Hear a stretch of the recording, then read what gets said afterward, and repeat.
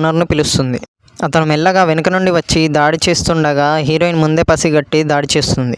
Heroine అతన్ని బాగా కొడుతుంది. అతను తన ఆయుధాన్ని తీసి దాడి చేస్తుండగా హీరోయిన్ కూడా తన ఆయుధమైన రింగులను తీసుకుని అతని మీద దాడి చేస్తూ ఉంటుంది.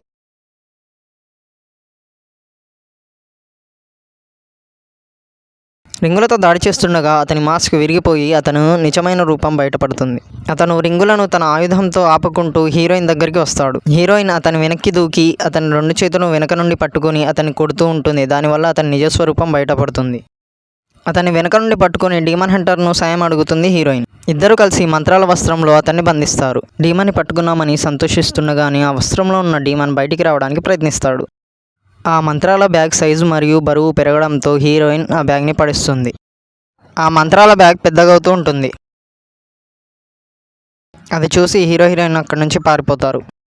ఒక్కసారిగా సంచిలోంచి భయంకరమైన పంది రాక్షసుడు బయటికి వస్తాడు. హీరోయిన్ అక్కడి నుంచి పారిపోతారు.